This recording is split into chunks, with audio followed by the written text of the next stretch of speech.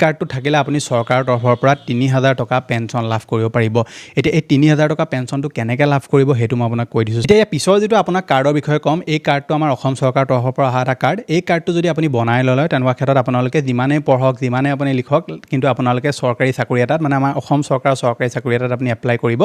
নোৱাৰে। লগতে অসম চৰকাৰে যুৱক যুৱতীসকলৰ কাৰণে যি আঁচনি আনে সেইসমূহতো আপুনি এপ্লাই কৰিব নোৱাৰে। কোম্পানীসমূহক যি ধৰি লওক ছাত্ৰ ছাত্ৰী লাগে বা কোম্পানীসমূহক যি এমপ্লয় লাগে তেওঁলোকৰ যোগ্যতা অনুসৰি আপোনাৰ যোগ্যতা অনুসৰি সেই কোম্পানীসমূহক তেওঁলোকে ডেটাসমূহ শ্বেয়াৰ কৰে। আয়ুষ্মান কাৰ্ডটো উলিয়াই ল'লে আপোনালোকে প্ৰত্যেক বছৰে চৰকাৰৰ তৰফৰ পৰা ৫ লাখ টকা পৰ্যন্ত চিকিৎসাৰ সুবিধা লাভ কৰিব আৰু সেইটো প্ৰত্যেক বছৰে ৰিনিউ হৈ গৈ থাকিব। আপুনি বছৰত লাগিলে ৫ লাখ টকা ইউজ কৰক বা নকৰক, ল'ৰা ছোৱালীৰ কাৰণে যিবিলাক ফ্ৰী সুবিধা থাকে যেনে আপোনাৰ স্কলাৰশ্বিপৰ সুবিধাই হওক, পঢ়া শুনা ক্ষেত্ৰত কৰাই সুবিধা হওক, এই আটাইসমূহ সুবিধা আপুনি ল'ব পাৰিব। আপোনালোকে নিজৰ চিকিৎসাৰ ক্ষেত্ৰতো চৰকাৰৰ তৰফৰ পৰা আপোনালোকে সুবিধা লাভ কৰিব। বিয়া পাতিবৰ কাৰণেও চৰকাৰে আপোনালোকক ২৫,০০০ টকা পৰ্যন্ত তেওঁলোকে দিব। এই কাৰ্ডটো থাকিলে আপোনালোকে অৰুণোদয় আঁচনিৰ সুবিধা পাব, আপোনালোকে চৰকাৰী ঘৰৰ সুবিধা পাব, ফ্ৰী গেছৰ সুবিধা পাব। এতিয়া যিহেতু আমাৰ অসমত আকৌ নতুনকৈ প্ৰধানমন্ত্ৰী উজ্জ্বলা আঁচনিৰ আবেদন প্ৰক্ৰিয়া আৰম্ভ হৈছে।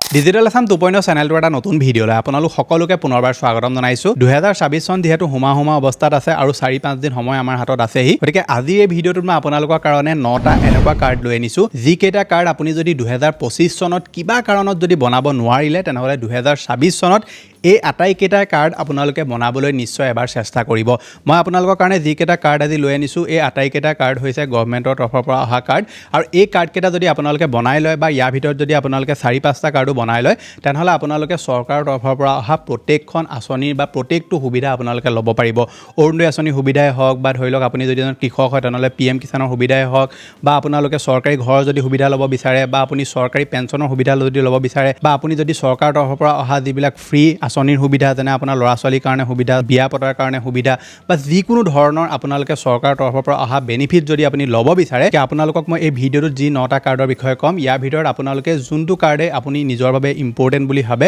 যোনটো সুবিধাই আপোনালোকে ল'ব বিচাৰে সেইটো কাৰ্ডে আপোনালোকে বনাই চৰকাৰৰ তৰফৰ পৰা অহা এই সুবিধাসমূহ আপোনালোকে ল'ব পাৰিব। গতিকে ভিডিঅ'টো সম্পূৰ্ণভাৱে প্ৰথমৰ পৰা শেষলৈকে চাব। এতিয়ালৈকে আপুনি ভিডিঅ'টোত যদি লাইক এটা কৰা নাই ফটাফট ভিডিঅ'টোত লাইক এটা কৰি দিয়ক। চেনেলটোলৈ যদি প্ৰথম আহিছিলে ছাবস্ক্ৰাইব কৰি লওক এনেকুৱা ধৰণৰ ইনফৰ্মেটিভ ভিডিঅ' ৰেগুলাৰ চাই থাকিবৰ কাৰণে। লগতে ভিডিঅ'টো হাইপো কৰি দিব। হাইপ কৰি দিলে কি হয়, ভিডিঅ'টো বেলেগে চাবলৈ সুবিধা পায়। আহক এতিয়া ভিডিঅ'টো আৰম্ভ কৰোঁ। ভিডিঅ'টো আৰম্ভ কৰাৰ আগতে আপোনালোকলৈ সৰু এটা অনুৰোধ, আপুনি যদি এতিয়ালৈকে আমাৰ হোৱাটছআপ চেনেলটো জইন কৰা নাই, যিটো হোৱাটছআপ চেনেলত মই বহুতবিলাক এনেকুৱা সৰু সুৰা আপডেট দি থাকোঁ, যিবিলাক আপডেটৰ ওপৰত মই কেতিয়াবা এক্সট্ৰাকৈ আকৌ ভিডিঅ' নবনাওঁ। গতিকে সোনকালে আপুনি আমাৰ হোৱাটছআপ চেনেলটো জইন কৰি ল'ব। টোটেলি ফ্ৰী হয়, লিংকটো মই ডেছক্ৰিপশ্যনত দি থোৱা আছে। প্ৰথম যিটো কাৰ্ড আপোনালোকে বনাই ল'ব পাৰে সেই কাৰ্ডটো হৈছে লেবাৰ কাৰ্ড। এতিয়া লেবাৰ কাৰ্ড বুলি ক'লে বহুতে ভাবে যে লেবাৰ কাৰ্ড আৰু ই শ্ৰম কাৰ্ড দুইটা একেই নেকি। লেবাৰ কাৰ্ডো এটা বেলেগ কাৰ্ড আৰু ই শ্ৰম কাৰ্ডো এটা বেলেগ কাৰ্ড। লেবাৰ কাৰ্ডটো হৈছে সেইসকল লোকৰ কাৰণে যিসকলে ধৰি লওক কনষ্ট্ৰাকশ্যনৰ কাম কৰি আছে। আপুনি যদি এজন কনষ্ট্ৰাকশ্যন ৱৰ্কাৰ হয় আৰু আপোনালোকে যদি 3 মাহতকৈ ওপৰত যদি আপোনালোকৰ কনষ্ট্ৰাকশ্যনৰ কাম কৰা এক্সপিৰিয়েঞ্চ আপোনাৰ হাতত আছে, তেনেকুৱা ক্ষেত্ৰত আপোনালোকে যিটো লেবাৰ কাৰ্ড এইটো আপুনি বনাই ল'ব পাৰে। লেবাৰ কাৰ্ডটো বনাই ল'লে কি হ'ব, আপোনালোকে চৰকাৰৰ তৰফৰ পৰা অহা যিসমূহ সুবিধা মানে আমাৰ অসম চৰকাৰে যিসমূহ সুবিধা দিয়ে লেবাৰ কাৰ্ডত, এই আটাইসমূহ সুবিধা লাভ কৰিব পাৰিব। যেনে আপুনি আপোনাৰ ল'ৰা ছোৱালীৰ কাৰণে যিবিলাক ফ্ৰী সুবিধা থাকে, যেনে আপোনাৰ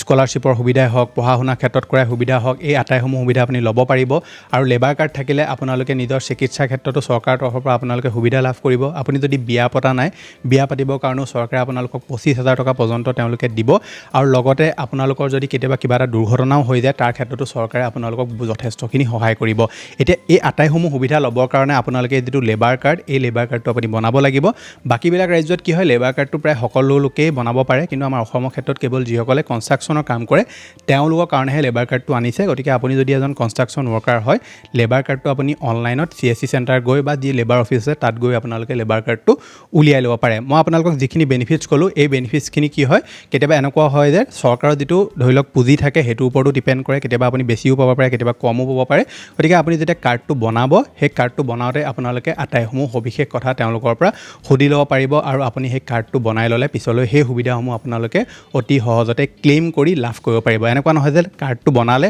সুবিধা লাভ কৰিব, তেনেকুৱা নহয়। কাৰ্ডটো বনোৱাৰ পাছত যি সুবিধা আপোনালোকে লাভ কৰিব সেইখিনি ক্লেইম কৰিব লাগিব, সেইখিনিৰ কাৰণে এপ্লাই কৰিব লাগিব, তেতিয়া আপোনালোকে এই সুবিধাসমূহ লাভ কৰিব। বহুতো কনষ্ট্ৰাকশ্যনৰ ৱৰ্কাৰ আছে যিসকলে লেবাৰ কাৰ্ডৰ বিষয়ে নাজানে। গতিকে আপুনি যদি কনষ্ট্ৰাকশ্যন ৱৰ্কাৰ হয় বা কোনোবা যদি ওচৰ পাজৰে কনষ্ট্ৰাকশ্যন ৱৰ্কাৰ আছে, তেওঁলোকক এই যিটো কাৰ্ড, এই কাৰ্ডটোৰ বিষয়ে আপোনালোকে ক'ব পাৰে। লেবাৰ কাৰ্ডৰ ওপৰত মই এক্সট্ৰাকৈ এটা ভিডিঅ' বনাই থোৱা আছে, সেই ভিডিঅ'টো আপোনালোকে চালে ইয়াৰ বিষয়ে আৰু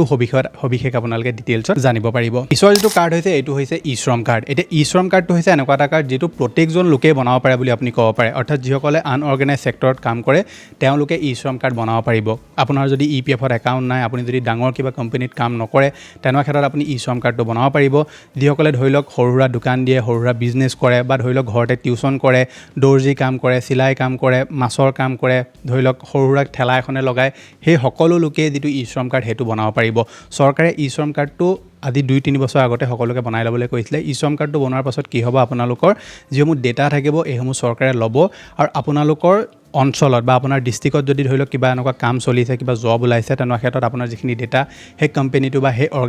অৰ্গেনাইজেশ্যনটোক তেওঁলোকে দিবলৈ চেষ্টা কৰিব লগতে ই শ্ৰম কাৰ্ডটো থাকিলে আপোনালোকে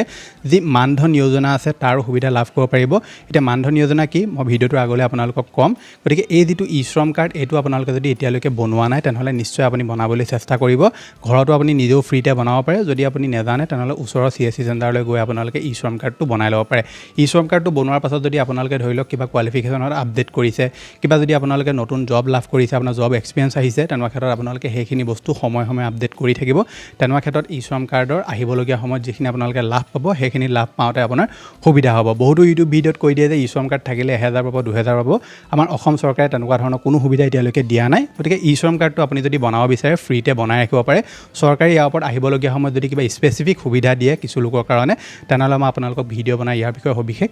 জনাই দিম পিছৰ যিটো ইম্পৰ্টেণ্ট কাৰ্ড যিটো আমাৰ সকলোৰে হাতত থাকিব লাগে যদি আপুনি যোগ্য হয় সেইটো হৈছে ৰেচন কাৰ্ড এই কাৰ্ডটো থাকিলে আপোনালোকে অৰুণোদয় আঁচনিৰ সুবিধা পাব আপোনালোকে চৰকাৰী ঘৰৰ সুবিধা পাব ফ্ৰী গেছৰ সুবিধা পাব এতিয়া যিহেতু আমাৰ অসমত আকৌ নতুনকৈ প্ৰধানমন্ত্ৰী উজ্জ্বলা আঁচনিৰ আবেদন প্ৰক্ৰিয়া আৰম্ভ হৈছে গতিকে আপুনি যদি তাত আবেদন কৰিব বিচাৰে তেনেহ'লে এই কাৰ্ডটোৰ প্ৰয়োজন হ'ব আপোনালোকে যদি চৰকাৰী ঘৰৰ কাৰণে আবেদন কৰিব বিচাৰে তেনেহ'লে এই কাৰ্ডটোৰ প্ৰয়োজন হ'ব আৰু অৰুণোদয় আঁচনিৰ কাৰণেও আপোনালোকে এই কাৰ্ডটো দিব লাগিব গতিকে ৰেচন কাৰ্ডৰ কাৰণে আবেদন কৰিবলৈ হ'লে আপুনি অনলাইনত আবেদন কৰিব পাৰে কিন্তু মই আপোনালোকক প্ৰেফাৰ কৰিম যে আপুনি ৰেচন কাৰ্ডটোৰ কাৰণে অফলাইনত আবেদন কৰিব আপোনাৰ ওচৰৰ যিখন ৰেচনৰ দোকান আছে তাত গৈ মেলি আপুনি ৰেচন কাৰ্ডৰ কাৰণে আবেদন কৰিব পাৰে আৰু অতি সহজতে ৰেচন কাৰ্ডখন আপোনালোক যদি যোগ্য হয় তেনেকুৱা ক্ষেত্ৰত লাভ কৰিব আৰু ৰেচন কাৰ্ড থাকিলে আপুনি বহুতখিনি সুবিধা লাভ কৰিব ৰেচন কাৰ্ড থকা যিসকল লোক আছে তেওঁলোকে ইয়াৰ যিটো নেক্সট মই আপোনালোকক কাৰ্ডৰ বিষয়ে ক'ম সেই কাৰ্ডটো তেওঁলোকে লাভ কৰিব আৰু সেই কাৰ্ডটো হৈছে আয়ুষ্মান কাৰ্ড যদি আপোনালোকে এতিয়ালৈকে উলিওৱা নাই তেনেহ'লে আপোনালোকে বহুত ডাঙৰ এটা সুবিধাৰ পৰা বঞ্চিত হৈ আছে চৰকাৰে যিসকল আয়ুষ্মান কাৰ্ডৰ যোগ্য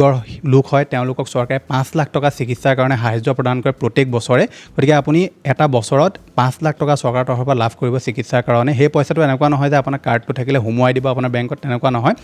আপুনি যেতিয়া এখন চিকিৎসালয়লৈ যাব আৰু যদি আপোনাৰ আয়ুষ্মান কাৰ্ড থাকে আপুনি যিটো ৰোগ দেখুৱায় সেই ৰোগটো যদি আয়ুষ্মান কাৰ্ডৰ আণ্ডাৰত আহে তেনেকুৱা ক্ষেত্ৰত কি হ'ব আপোনালোকৰ সেই আয়ুষ্মান কাৰ্ডটোৰ পৰা আপোনালোকে বহুতখিনি সকাহ লাভ কৰিব বহুতো লোকে আয়ুষ্মান কাৰ্ড সময়ত উলিয়াবলৈ থৈ দিয়ে নুলিয়াইগে আৰু পিছত কি হয়গে তেওঁলোকে আয়ুষ্মান কাৰ্ডৰ পৰা বঞ্চিত হয় আপোনালোকৰ হাতত যদি এখন ৰেচন কাৰ্ড আছে তেনেহ'লে আপুনি আপোনাৰ অঞ্চলৰ আশাকৰ্মীৰ লগত যোগাযোগ কৰিব পাৰে বা ওচৰত যি আপোনাৰ গভৰ্ণমেণ্ট হস্পিটেল আছে তাত গৈ মেলিও আপোনালোকে আয়ুষ্মান কাৰ্ডৰ কাৰণে আবেদন কৰিব পাৰে আয়ুষ্মান কাৰ্ডটো উলিয়াই ল'লে আপোনালোকে প্ৰত্যেক বছৰে চৰকাৰৰ তৰফৰ পৰা 5 লাখ টকা পৰ্যন্ত চিকিৎসাৰ সুবিধা লাভ কৰিব আৰু সেইটো প্ৰত্যেক বছৰে ৰিনিউ হৈ গৈ থাকিব আপুনি বছৰত লাগিলে 5 লাখ টকা ইউজ কৰক বা নকৰক সেইটো আপোনালোকে নেক্সট বছৰ আকৌ লাভ কৰিব কিন্তু মনত ৰাখিব যিখন হস্পিটেল বা যিখন আপোনালোকে ধৰি লওক মেডিকেলত দেখুৱাইছে সেইখন আয়ুষ্মান কাৰ্ডৰ আণ্ডাৰত আহিব লাগিব তেতিয়াহে আপোনালোকে সুবিধা লাভ কৰিব আৰু যিটো ৰোগ দেখুৱাইছে সেই ৰোগটো আয়ুষ্মান কাৰ্ডৰ আণ্ডাৰত আহিব লাগিব তেতিয়াহে আপোনালোকে আয়ুষ্মান কাৰ্ডৰ যিটো সুবিধা সেইটো আপোনালোকে লাভ কৰিব আয়ুষ্মান কাৰ্ড উলিয়ালে নে নাই উলিওৱা নিশ্চয় আপুনি তলত মোক কমেণ্ট এটা কৰি জনাবলৈ নাপাহৰিব তাৰ পিছৰ যিটো ইম্পৰ্টেণ্ট কাৰ্ড সেইটো হৈছে আয়ুষ্মান ভাৰতৰ আণ্ডাৰত অহা এটা কাৰ্ড সেইটো হৈছে আভা কাৰ্ড ভাৰত চৰকাৰ যি হেল্থ মিছনৰ আণ্ডাৰত যিসমূহ কাৰ্ড আহিছে তাৰে এটা হৈছে আয়ুষ্মান কাৰ্ড আৰু তাৰে এটা হৈছে আভা কাৰ্ডটো আয়ুষ্মান কাৰ্ডৰ নিচিনা নহয় এইটো এটা বেলেগ কাৰ্ড হয় যিটো কাৰ্ড আপুনি ঘৰতে 5 মিনিটতে আপোনালোকে আধাৰ কাৰ্ড দি বনাই ল'ব পাৰে আভা কাৰ্ড হৈছে এনেকুৱা এটা কাৰ্ড যিটো হ'লে কি হ'ব আহিবলগীয়া সময়ত আপোনালোকে ধৰি লওক কিবা এখন হস্পিটেলত দেখুৱাবলৈ গৈছে বা ধৰি লওক কিবা আপুনি মেডিকেলত দেখুৱাবলৈ গৈছে ৰোগ এটা আপোনালোকে সেই মেডিকেলত যেতিয়া ৰোগটো দেখুৱাব আপোনাৰ যিখিনি ট্ৰিটমেণ্ট কৰিলে কি দৰৱ দিছে সকলোবিলাক বস্তু আপোনালোকৰ টেষ্ট কি কৰা হ'ল সেই আভা কাৰ্ডটোত আপোনাৰ পাৰ্মিশ্যন লৈ তেওঁলোকে এড কৰি দিব আৰু ধৰি লওক বোলে আপুনি দেখুৱাইছিলে ডিব্ৰুগড়ত এতিয়া আপুনি বোলে বেলেগত দেখুৱাবলগীয়া হৈছে তেনেকুৱা ক্ষেত্ৰত আপোনালোকে সেই তাত যেতিয়া যাব আপোনাৰ আভা কাৰ্ডটো থ্ৰুৰে তেওঁলোকে সকলোবিলাক ট্ৰিটমেণ্টৰ বিষয়ে জানিব পাৰিব যে আগৰ যিটো আপোনাৰ ট্ৰিটমেণ্ট চলিছিলে এইটো কি হৈছিলে কি নাই হোৱা সকলোবিলাক বস্তু তাত এড অন হৈ থাকিব আৰু অতি সহজতে আপোনালোকক তেওঁলোকে ট্ৰিটমেণ্ট কৰিবলৈ সুবিধা পাব আভা কাৰ্ড কেনেকৈ বনাব লাগে মোৰ চেনেলত ভিডিঅ' দি থোৱা আছে 5-10 মিনিটৰ ভিতৰতে আপুনি 5-10 মিনিট নালাগে 2-3 মিনিটৰ ভিতৰতে আপুনি আভা কাৰ্ডটো আধাৰ কাৰ্ডৰ জৰিয়তে বনাই ল'ব পাৰিব যিটো কাৰ্ড হৈছে এইটো হৈছে ছাত্ৰ ছাত্ৰীসকলৰ কাৰণে যিটো নাম হৈছে NCS কাৰ্ড অৰ্থাৎ নেশ্যনেল কেৰিয়াৰ ছাৰ্ভিচ এই যিটো কাৰ্ড এই কাৰ্ডটো কেনেকৈ বনাব লাগে মই অলৰেডি আপোনালোকক ইউটিউবত মোৰ চেনেলত ভিডিঅ' দি থোৱা আছে NCS কাৰ্ডটো বনাই ল'লে কি হ'ব তাত আপোনালোকৰ সম্পূৰ্ণ যি কোৱালিফিকেশ্যন আপোনাৰ ডেটা সকলোবিলাক তাত আপুনি দিব লাগে সেই কাৰ্ডটো যেতিয়া আপোনালোকে বনাব তাত যিখিনি ডেটা এড কৰিব সেইখিনি চৰকাৰে কি কৰে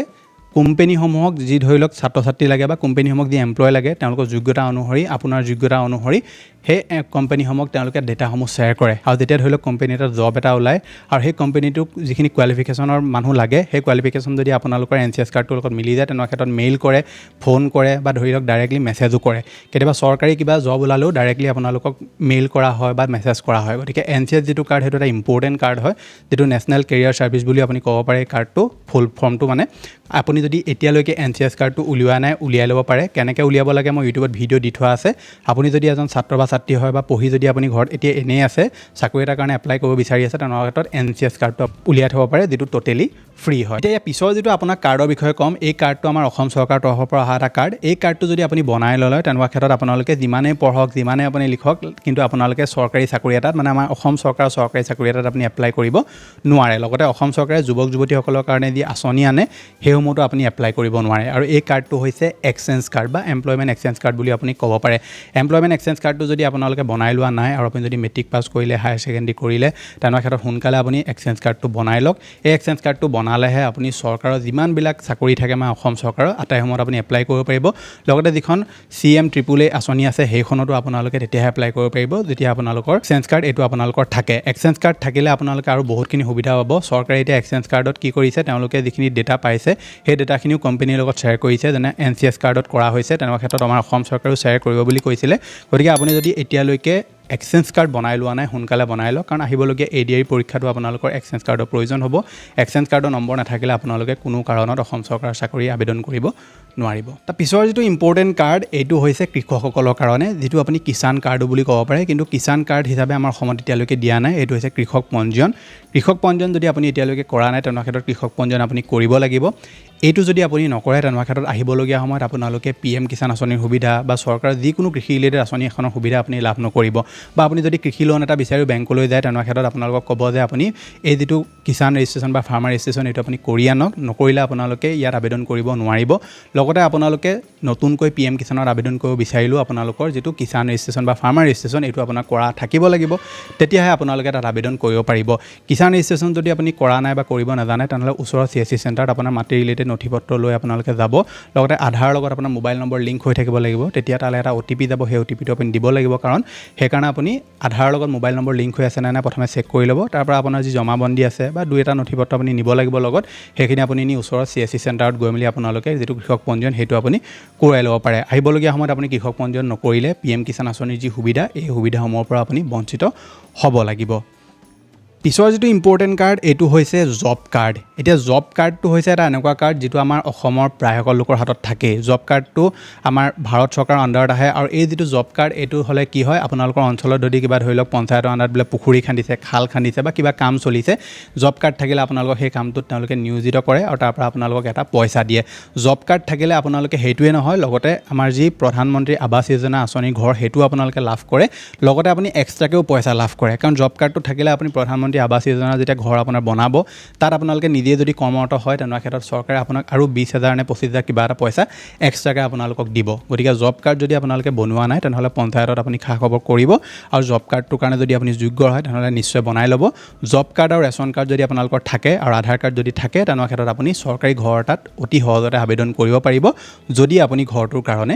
যোগ্য হয় পিছৰ যিটো ইম্পৰ্টেণ্ট কাৰ্ড এইটো হৈছে প্ৰধানমন্ত্ৰী মান ধন যোজনা কাৰ্ড এই কাৰ্ডটো থাকিলে আপুনি চৰকাৰৰ তৰফৰ পৰা 3,000 টকা পেঞ্চন লাভ কৰিব পাৰিব এতিয়া এই 3,000 টকা পেঞ্চনটো কেনেকৈ লাভ কৰিব সেইটো মই আপোনাক কৈ দিছোঁ চাওক 3,000 টকা পেঞ্চনটো এনেকুৱা নহয় যে আপোনালোকে কাৰ্ডটো এপ্লাই কৰিলে আৰু পাই গ'ল তেনেকুৱা নহয় আপোনাৰ বয়সৰ অনুপাতত আপুনি এটা পইচা জমা কৰিব লাগিব বোলে এক্সাম্পল হিচাপে মই ধৰি লওক আপোনাৰ বোলে 18 বছৰ বয়স হৈছে আপুনি বোলে 25 টকা এটা জমা কৰিব লাগে তেনেকৈ চৰকাৰেও আপোনাৰ একাউণ্টত 25 টকা এটা জমা কৰিব তেনেকৈ আপোনালোকে এটা সময়লৈকে পইচা জমা কৰিব লাগে তাৰ পৰা আপুনি 60 বছৰৰ পিছত এই যিটো পইচা সেইটো আপুনি পেঞ্চন হিচাপে লাভ কৰিব কিন্তু তাৰ আগতে ধৰি লওক বোলে আপুনি তাৰ আগতে কিবা চাকৰি এটা পাই গ'ল বা আপুনি ফাইনেন্সিয়েল কণ্ডিশ্যন আপোনাৰ এতিয়া ভাল কৰি ল'লে তেনেকুৱা ক্ষেত্ৰত সেই যিমানখিনি পইচা আপুনি জমা কৰিলে সেইখিনি আপুনি উলিয়াই ল'বও পাৰিব গতিকে প্ৰধানমন্ত্ৰী মান ধন যোজনাত যদি আপুনি এপ্লাই কৰিব বিচাৰে তেনেহ'লে এপ্লাই কৰিব পাৰে ইয়াৰ কাৰণে ই শ্ৰম কাৰ্ডৰ প্ৰয়োজন হয় প্ৰধানমন্ত্ৰী মান ধন যোজনাত কেনেকৈ এপ্লাই কৰিব লাগে সম্পূৰ্ণ ডিটেইল ভিডিঅ' মই দি থোৱা আছে চেনেলত নিশ্চয় আপুনি এবাৰ চেক আউট কৰিব মই আপোনাক এইটো নকওঁ যে যাওক আৰু এপ্লাই কৰি লওক প্ৰধানমন্ত্ৰী মান ধন যোজনাৰ কাৰণে প্ৰথমে ভালকৈ চাব আপুনি যদি তাত দেখে যে মোৰ ইয়াত একো কোনো বেনিফিটছ নাই তেনেকুৱা ক্ষেত্ৰত এপ্লাই নকৰিব যদি আপুনি ভাবে যে এইটোৱে মোক বেনিফিটছ দিব আগলৈ তেনেকুৱা ক্ষেত্ৰত এপ্লাই কৰিব পাৰে চৰকাৰে এইটো যিসকল আনঅৰ্গেনাইজ ছেক্টৰত কাম কৰা লোক তেওঁলোকৰ কাৰণে আনিছে যাতে তেওঁলোকে আহিবলগীয়া সময়ত যেতিয়া তেওঁলোকৰ ধৰি লওক কাম কৰা অৱস্থা নাথাকিবগৈ আৰু তেতিয়া যাতে তেওঁলোকে কিবা এটা লাভ কৰি থাকিব পাৰে আগবাঢ়ি যদি শেষৰটো কাৰ্ডলৈ যিটোৰ নাম হৈছে ভোটাৰ কাৰ্ড এতিয়া ভোটাৰ কাৰ্ডটো সকলো লোকৰে থাকে আৰু এইটো আকৌ বনাবলৈ কি আছে কিন্তু বহুতো এনেকুৱা ছাত্ৰ ছাত্ৰী যুৱক যুৱতী আছে যাৰ 18 বছৰ পাৰ হৈ 20-21 হৈ যায়গৈ কিন্তু তেওঁলোকে ভোটাৰ কাৰ্ড নবনায় আপুনি যদি ভোটাৰ কাৰ্ডটো নবনায় আপুনি ভোট দিবলৈও নাপায় আপোনালোকে বহুতখিনি এনেকুৱা সমস্যাৰ সন্মুখীন কৰিব লাগিব আহিবলগীয়া সময়ত যিবিলাকে আপোনাক বহুত বেয়াকৈ বিপদত পেলাব পাৰে গতিকে ভোটাৰ কাৰ্ড যদি আপুনি এপ্লাই কৰা নাই আৰু আপোনাৰ বয়স যদি 18 বছৰ হৈ আছে বা 18 বছৰ হৈ গ'ল আপুনি ভোটাৰ কাৰ্ডৰ কাৰণে এপ্লাই কৰিব পাৰে ভোটাৰ কাৰ্ডৰ কাৰণে এপ্লাই কৰা ভিডিঅ' মই চেনেলত দি থোৱা আছে ভোটাৰ কাৰ্ডৰ কাৰণে এপ্লাই কৰিবলৈ হ'লে আপোনালোকৰ ডিটেইলছখিনি আপুনি অনলাইনত ফিল কৰিব লাগে লগতে আপোনাৰ ঘৰৰ মা বা দেউতাৰ যিটো ভোটাৰ কাৰ্ড আছে তাৰ নাম্বাৰ দি আপোনালোকে ধুনীয়াকৈ ভোটাৰ কাৰ্ডটোৰ কাৰণে এপ্লাই কৰিব পাৰে কেনেকৈ এপ্লাই কৰিব লাগে মই চেনেলত দি থোৱা আছে ভিডিঅ' আপোনালোকে চেক আউট কৰিব পাৰে আৰু আপুনি ঘৰতে বহি ভোটাৰ কাৰ্ডটোৰ কাৰণে এপ্লাই কৰিব পাৰে কিন্তু মনত ৰাখিব ভোটাৰ কাৰ্ডটোৰ বিষয়ে যদি নিজে আপুনি ভালকৈ এপ্লাই কৰিব নাজানে তেনেকুৱা ক্ষেত্ৰত আপুনি কম্পিউটাৰ চেণ্টাৰৰ সহায় ল'ব পাৰে বা ডাইৰেক্টলি আপুনি গাঁওবুঢ়াৰ থ্ৰু দিও ভোটাৰ কাৰ্ডটোৰ কাৰণে আপুনি এপ্লাই কৰিব পাৰে গতিকে এই যিকেইটা 9টা কাৰ্ডৰ বিষয়ে ক'লোঁ ইয়াৰ ভিতৰত কোনকেইটা কাৰ্ড আছে আপোনাৰ হাতত নিশ্চয় মোক তলত কমেণ্ট এটা কৰি জনাব যদি ইয়াৰ ভিতৰত আপোনালোকৰ আটাইকেইটা কাৰ্ডেই আপুনি ইম্পৰ্টেণ্ট বুলি ভাবে আপোনাৰ কাৰণে বনাই ল'ব পাৰে বা আপোনাৰ কাৰণে 2টা বা 3টা কাৰ্ড যদি ইম্পৰ্টেণ্ট বুলি ভাবে যিকেইটাই আপুনি নিজৰ কাৰণে ইম্পৰ্টেণ্ট বুলি ভাবে নিশ্চয় বনাই ল'ব 2026 চনত কাৰণ 25 চনটোতো যাওঁ অৱস্থাত আছে এই 26 চনত নিশ্চয় এই কাৰ্ডকেইটা বনাই ল'ব ভিডিঅ'টো আপোনাৰ চাই কেনেকুৱা লাগিলে নিশ্চয় মোক তলত কমেণ্ট এটা কৰি জনাবলৈ নাপাহৰিব মই লগ পাম এটা নতুন ভিডিঅ'ত আজিলৈ ধন্যবাদ